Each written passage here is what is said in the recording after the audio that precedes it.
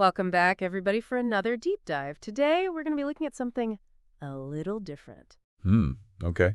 We have a whole bunch of these warning labels, the hilarious kind. Yeah. The ones you see and think, wait, really? Exactly. Like, don't iron this shirt while you're wearing it, or careful, that coffee might be hot. Oh, yeah, those are classics. But I think there's more to him than just laughs, don't you? Totally. I mean, why do these labels even exist? What do they tell us about, like, society today? Right. And maybe we can learn a little something about, oh, I don't know, the law, psychology, all that behind-the-scenes stuff. I'm excited to dive in. So where do we even begin with all this? I mean, how can we make sense of all these different types of warnings? Well, I've been thinking about that. And one way I like to categorize them is by the kind of humor they use. Okay, I like that. Categories. So what's our first category? First up, we've got what I call obvious statements. You know, the ones that state the super obvious. Like, warning, this package of peanuts may contain nuts. Haha, exactly. It's like, come on, who doesn't know that? Right. So are these labels more about keeping companies out of court than actually informing people? I think it's a little bit of both, to be honest. Companies, well, they've got to be careful, right? These days, anyone can sue for anything, so they want to cover their... Their backside. Exactly, even if it means stating the obvious. But I think it also shows how much our society tries to avoid risk. Like, we're so afraid of something bad happening that we need to be warned about, well, everything. Yeah, pretty much. And that brings us to our second category, which I call improbable scenarios. Improbable scenarios. Okay, I'm intrigued. Give me an example. Have you ever seen a toaster with a label that says, do not use this toaster underwater? Haha, yeah. Or what about warning, do not attempt to swallow mattress? Exactly. I mean, do people really need to be told that? It's like common sense just went out the window. It really is. So what's going on there? Why are these warnings even a thing? Well, what seems obvious to one person might not be so obvious to another. And with all these lawsuits happening, companies are like super cautious. I guess that makes sense. It's like the legal system is making everyone super paranoid. Maybe. But I think it also reflects how our whole society views risk. Like, in the past, people were more willing to accept that accidents happen. Right, and that people should be responsible for their own actions. Exactly. But now it seems like everyone wants to prevent all harm, even if it means companies have to take all the responsibility. It's an interesting shift, for sure. It's almost like we've gone from a culture of personal responsibility to a culture of, like, blame and lawsuits. And that's where I think the humor in these warning labels comes in. It's like, by pointing out how ridiculous some of these warnings are. We're kind of poking fun at this whole cultural shift and all the anxieties that come with it. Exactly. It's like a collective eye roll at all the over-the-top caution around us. So it's not just about laughing. These labels are actually telling us something important about our society. Right? They show us our values, our anxieties, even how we deal with risk. It's kind of amazing how a simple warning label can do all that. Okay, I've got to add another category that always cracks me up. What about those labels with instructions that, like, totally contradict the purpose of the product? Ah, yes. The ironic instructions, like assembly required on a jigsaw puzzle. I mean, isn't that the whole point? Yeah. Or, warning, may contain traces of peanuts on a jar of peanut butter. Right. It's peanut butter. Of course, it contains peanuts. So what's the deal with these labels? Are they just for laughs? Well, they're funny, for sure.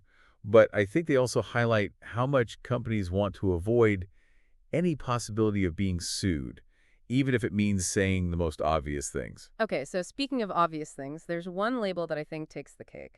Have you ever seen the one on a Superman costume that says, wearing of this garment does not enable flight?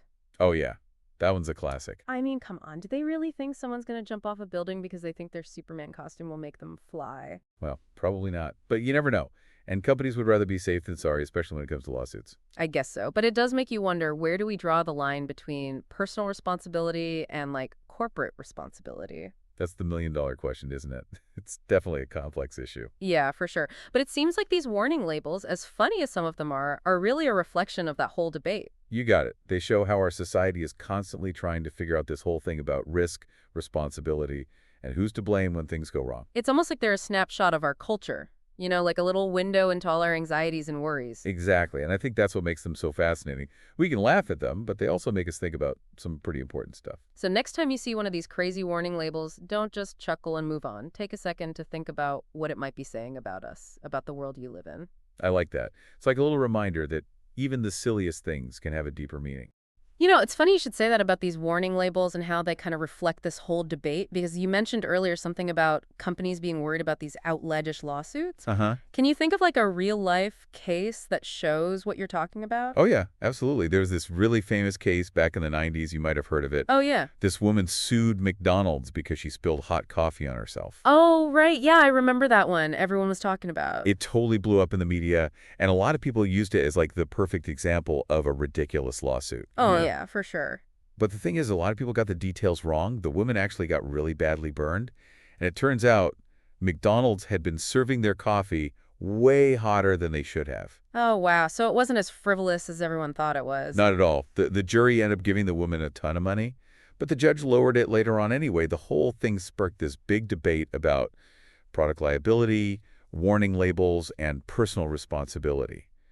You know, Wow, so it really shows how complicated this whole issue can be. It's not always just someone being careless or a company doing something wrong. exactly. There's a lot of gray area, and that's where these warning labels come in. Right. They're kind of a way for companies to walk that tightrope between telling people about the risks and protecting themselves from lawsuits. Yeah, and sometimes that leads to some pretty crazy warnings. Like the ones we were talking about before. Right, the ones that make you wonder if people have just completely forgot about common sense. Like don't iron clothes while you're wearing them, or warning this hairdryer blows hot air. Yeah, those definitely fall into the category of stating the obvious. They're like pointing out things that should be totally self-evident. But why bother with these warnings if they're so obvious? Is it really just about avoiding lawsuits, or is there more to it? I think it's a mix of things. The legal system definitely plays a role. Like we said, companies want to cover their bases, even if it seems silly. Right, because anyone can sue for anything these days. Exactly. So they kind of have to assume the worst about people's intelligence and behavior. But it also feels like there's this cultural shift happening too, right? Like we're becoming a nanny state where everyone needs to be protected from everything. Oh, for sure. That's definitely part of it. It's like this idea that people can't be trusted to make their own decisions or to take responsibility for their own actions. So it's not just about legal stuff. It's about our values and expectations as a society. Totally. And this whole shift, it goes way beyond just warning labels. It affects everything from laws to public policy to how we interact with each other. It's kind of scary to think about how much we rely on other people to tell us what's safe and what's not, instead of just using our own judgments. And that can be a problem because if we outsource all our common sense, we become less able to assess risk and make good choices for ourselves. It's a tough balance, isn't it? We want to keep people safe, but we don't want to take away their freedom or their responsibility. Absolutely. And the humor we find in these warning tables, I think it's a way of dealing with that tension. Like we're acknowledging the absurdity of it all, but we're also expressing this deeper concern about what's happening to common sense and personal accountability. Exactly. It's like we're saying, hey, we understand safety is important, but come on, we're not totally clueless. Right. There's this sense that we've gone overboard with trying to eliminate all risk from our lives. And the humor in these labels is a way of pushing back against that a little bit, reclaiming some of our common sense and our freedom. Okay, so let's talk about another type of warning label that I find really interesting, the ones that seem to completely defy logic. Oh, I know exactly what you mean. Like I saw this label on a bottle of sleeping pills the other day that said, "Warning may cause drowsiness." Oh man, that's a classic example of stating the intended effect as a warning. It's like, duh, isn't that the whole point of sleeping pills? Right, it's like saying, warning, this water's wet. Exactly, but you see these kinds of labels all the time on pain relievers, coffee, even alcohol. Yeah, they're everywhere. But why would a company warn you about something that's supposed to happen? Well, it all comes back to that combination of legal stuff and risk aversion. Companies are so worried about being sued that they'll warn about anything. So even if the product is working exactly how it's supposed to, they could still get in trouble if someone has a bad reaction. Yeah, pretty much, even if that reaction is exactly what the product is supposed to do. It's bizarre, but I guess that's just the world we live in. Sadly, It's yeah. like the legal system is treating everyone like little kids who need to be warned about every single thing. There's definitely an element of that, and it's not just about protecting companies, it's also about controlling how people behave. What do you mean? Well, think about it. When you're constantly bombarded with warnings and disclaimers, it makes you feel anxious and uncertain. Like you can't trust anything or do anything without worrying about the consequences. Right, and that can lead to people being afraid to try new things or to even just live their lives normally. So it's not just about physical safety, it's about limiting people's choices and their freedom.